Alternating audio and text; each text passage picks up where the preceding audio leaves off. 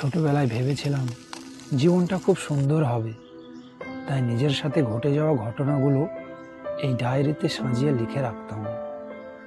তখন ভাবতাম যখন আমার বয়স হবে তখন মাঝে মধ্যেই এই ডায়েরির মাধ্যমে ছোটবেলার সুন্দর স্মৃতিগুলোতে প্রবেশ করে নিজের ছোটবেলাটাকে পুনরায় উপভোগ করব। কিন্তু আজকে দাঁড়িয়ে এই ডায়েরির পেজগুলো আমাকে বারবার বলে আমার জীবনে আমার সাথে ঘটে যাওয়া ঘটনাগুলো কতটা বিষাক্ত।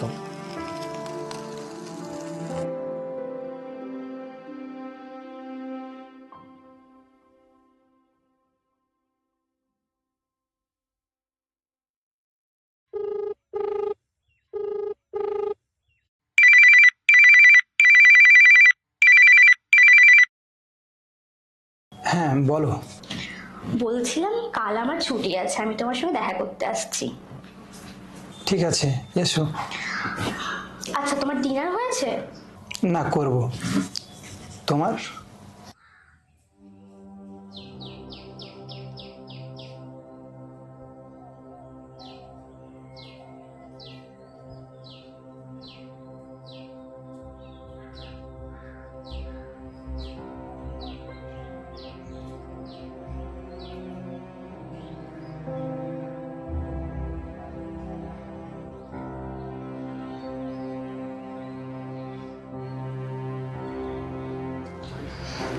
সমস্ত এভিডেন্স বলছে চুরিটা তুই করেছিস।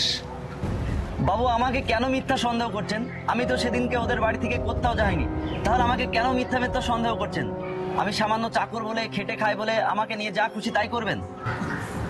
চুপ, মিথ্যে ফাঁসাচ্ছেন। তোর পার্টনার বরেলো সাজিদ দানা পানি খেয়ে সব উগলিয়ে দিয়েছে। সেদিনকে ভোরে সুযোগ বুঝে তুই তোর মালিকের ঘর থেকে সমস্ত গহনা চুরি করে একটা পুঁটলি ভরে ছাদ থেকে টান মেরে বরেলো সাজিদকে তুই দিয়েছিস। চুরি যাওয়ার 9 দিন পর বরেলো সাজিদ RKC জুয়েলার্সে গহনাগুলি 10 লক্ষ টাকায় বিক্রি করেছে। তোদের চুক্তি মতো 3 লক্ষ টাকা সে নিয়েছে, বাকি 7 লক্ষ টাকা তোর বাড়ি পৌঁছে দিয়েছে। আমার কাছে সব প্রমাণ আছে। এবারও বলবি চুরি তুই করিস নে? বাবু, আমার ভুল হয়ে গেছে, আমাকে ক্ষমা করে দেন। আমি অভাবে পড়ে তাই করেছি, ব্যাপারটা ধামা চাপা দিয়ে দেন। ওট ওট ওট, ব্যাপারটা ধামা চাপা দিয়ে আমি কি পাবো? আপনি বলেন, আপনি কি কেমন নেবেন? 10 লাখের মধ্যে 7 লক্ষ টাকা তোর কাছে আছে, ওটা থেকে 5 লক্ষ টাকা আমার জন্য পাঠিয়ে দিস। আমি কেসটা সামলে নেব, তোর নামগন্ধও আসবে না। বাবু, টাকাটা একটু বেশি। বেশি কথা বললে চাপকে লকআপে ভরে কেসটা ঢুকিয়ে দেব, তখন জেলের মধ্যে বসে হিসাবটা বুঝবি, বেশি না কম। 1 সপ্তাহের জন্য আমাকে বিজনেস পারপাসে একটু বাইরে যেতে হবে। তোমার সাথে নেক্সট দেখাটা ওখান থেকে ফেরার পরে হবে। 1 সপ্তাহের জন্য বাইরে যাবে, কই আগে জানোনি তো? বাইরে যেতে হবে জানতাম, কিন্তু সেটা এত তাড়াতাড়ি যেতে হবে জানা ছিল না, তাই তোমাকে জানাইনি। আচ্ছা, একটা কথা জিজ্ঞেস করার ছিল। বলো। আগে কথা দাও, রেগে যাবে না? জানছো রেগে যাব, তাহলে বলার কি দরকার? বলার প্রয়োজন আছে। ঠিক আছে, বলো। আমি RTCS এ প্লেসমেন্ট পেয়েছি। আমার মনে হয় জবটা নিলে ভালো হবে, বড় কোম্পানি, ভালো বেতন। আর না হয় তোমার বিজনেসটা জমে গেলে ছেড়ে দেবো। বড় কোম্পানিতে জব পেয়েছো, খুবই ভালো কথা, কিন্তু জবটা করার তোমার কোনো প্রয়োজন নেই, কারণ আমি যথেষ্ট আর্ন করি আর তোমার কাজ হচ্ছে শুধুই খরচ করা। আর যদি তুমি জব করতে চাও, আমার এই ছোট্ট কোম্পানিটি জয়েন করো। আমরা দুজনে মিলে আমাদের এই কোম্পানিটি বড় করে আমাদের নেক্সট জেনারেশনকে গিফট করব। আচ্ছা, তুমি যেমন চাও তেমনই হবে। আমার তোমার সাথে কথাটা আলোচনা করার প্রয়োজন মনে হয়েছিল, তাই করলাম। I love you. I love you two.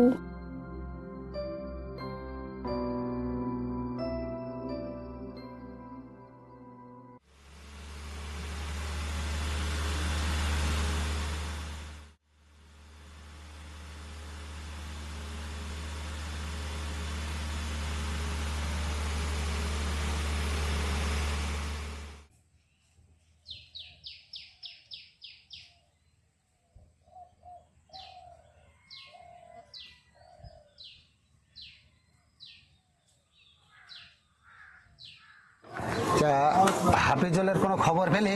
না স্যার, ওর কোনো খবর পাওয়া যাচ্ছে না। ও কারোর সাথে কোনো যোগাযোগও রাখে না। আচ্ছা, আয়াজের মার্ডারটা এক্স্যাক্টলি কারা কিভাবে হলো এটার কোনো নামগন্ধ পেলি? মার্ডারটা ভোটের সময় রাজনৈতিক নাম দিলেও মার্ডারটা রাজনৈতিক কারণে হয়নি।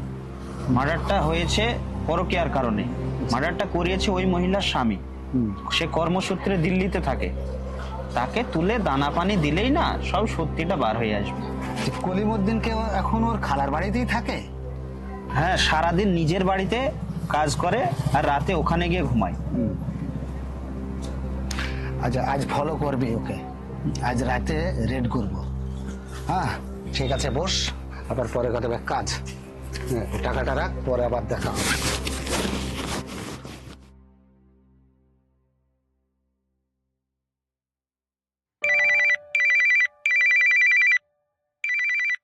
আচ্ছা, তুমি কলটা রিসিভ করো, আমি একটু ওয়াশরুম থেকে আসছি।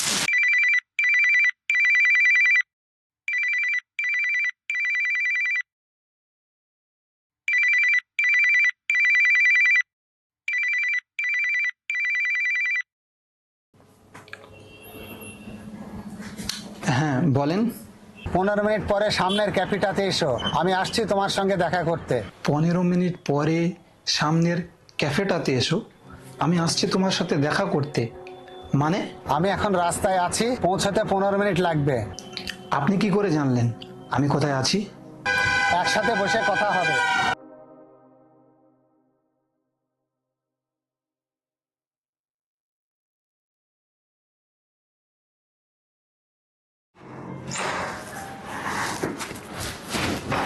জুনেদকে শোন, আমি আমার বাবা মাকে পর্যন্ত ক্ষমা করিনি। তুই তো 4 বছর 5 মাস 9 ঘন্টা হচ্ছে আমার সাথে আমার জীবনে আছিস। তোকে আমার জীবন থেকে ছুঁড়ে ফেলতে 2 মিনিট সময়ও লাগবে না। তবে তুই আমাকে কথা দিয়েছিস সারা জীবন তুই আমার সাথে আমার হয়ে থাকবি। যদি তোর কথার এতটুকু নড়চড় হয়, সেদিনকে তোর জীবনের শেষ দিন হবে। আহাদ, জাস্ট একটা কল, তুমি এত অ্যাগ্রেসিভ হচ্ছ কেন? জাস্ট একটা কল? তুমি আমার জীবন সঙ্গী বলে আমি আমার জীবনের পার্সোনাল অ্যান্ড প্রফেশনাল প্রত্যেকটা খুনসুটি তোমার সাথে শেয়ার করি। ঠিক তেমনি আমিও তোমার থেকে আশা করি। ওকে বাবা, আমারই ভুল। জুনেদ আমার জুনিয়র, ও আমার সাথে নোটগুলো নেওয়ার জন্য আমাকে কল করেছিল।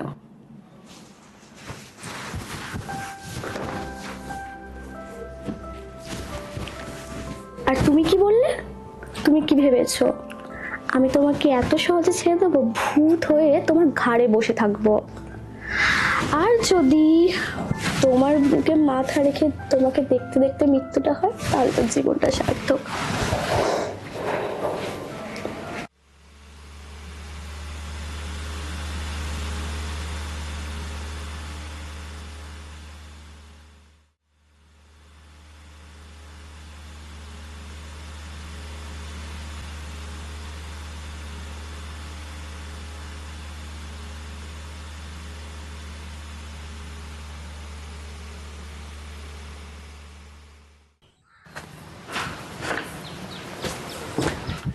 এটা কেমন হচ্ছে? 6 মাস 17 দিন হচ্ছে তুমি বাড়ি ফেরোনি। তুমি না তোমার মার সঙ্গে ঠিক করে কথা বলো, না আমার সাথে। আমি আপনাদের সাথে থাকতে চাই না, এটা বুঝতে পারছেন না?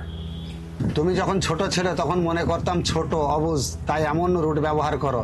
কিন্তু বড় হয়েও নিজে বাবা মার প্রতি এতটাই ঘৃণা পুষে রেখেছো, একটু ঠিক করে কথাও বলতে পারো না।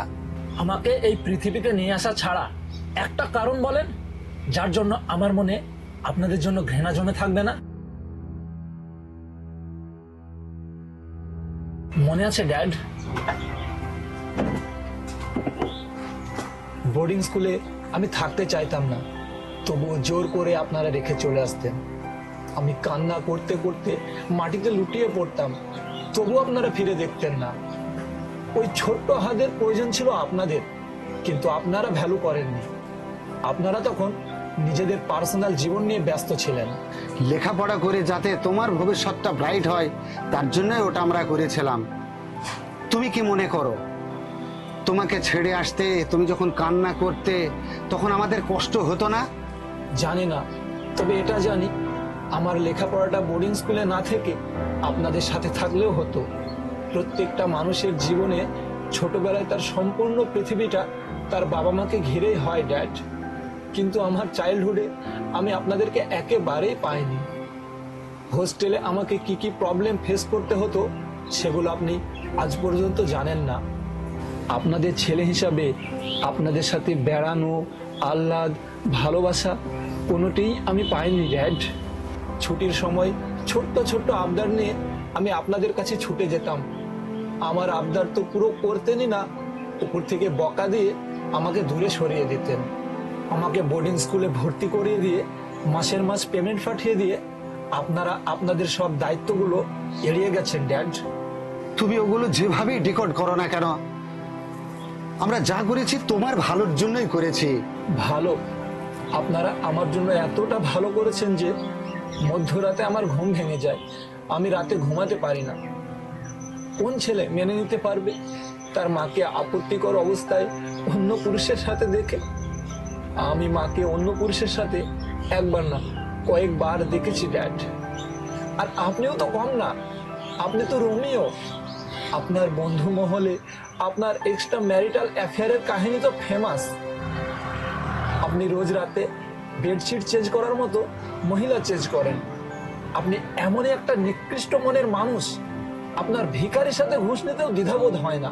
আপনাদের দেওয়া এই খারাপ স্মৃতিগুলো রোজ রাতে আমাকে একটু একটু করে শেষ করে ড্যাড। আমরা খারাপ, তুমি আমাদের ঘৃণা করো, সবই ঠিক আছে, কিন্তু তুমি তো ভালো। বাবা মা হিসাবে আমরা ফেল হয়েছি, ছেলে হিসাবে অন্তত তুমি ফেল হয়েও না, বাড়ি ফিরে এসো। আমি আপনাদের থেকে দূরে থাকা শিখে গেছি ড্যাড। এখন আমার মনে হয় আপনাদের থেকে দূরে থাকলে আমি বেশি শান্তি পাই। আমাকে আমার মতো থাকতে দেন, আর তাতে যদি আমি খারাপ ছেলে হলাম, সবকিছুর জন্যই তো নিজেকে মানিয়ে নিচ্ছি, এটার জন্যও না হয় নিজেকে মানিয়ে নেব। আমরা তোমার বাবা মা, তো আমরা চাই আমাদের ছেলে আমাদের বাড়িতে আমার চোখের সামনে থাকুক। তাছাড়া আমরা অতীতে যে ভুল করেছি সেই ভুল তো আর বর্তমানে ঠিক করতে পারবো না। সেটা আপনাদের আগে ভাবতে হতো ড্যাড, কারণ আপনারা আমার আগে এই পৃথিবীতে এসেছেন। আপনাদের বুঝতে হতো আপনাদের কোন কর্মের ইমপ্যাক্ট আপনাদের ছেলের ব্যক্তিগত জীবনে কেমন করতে পারে। অতীতের কিছু খারাপ স্মৃতি ধরে রেখে নিজের বর্তমানটা নষ্ট করো না। নষ্ট অনেক আগে হয়ে গেছে ড্যাড। বললাম না, মধ্যরাতে ঘুমের মাঝে আমার ওই ফ্ল্যাশেস গুলো আসে। ছোটবেলায় নিজের বাবা মাকে কাছে না পাওয়ার, নিজের বাবা মা সম্পর্কে মানুষজনকে বাজে বাজে কথা আলোচনা করতে শোনার, নিজের মাকে অন্ধ পুরুষের সাথে বারবার দেখা।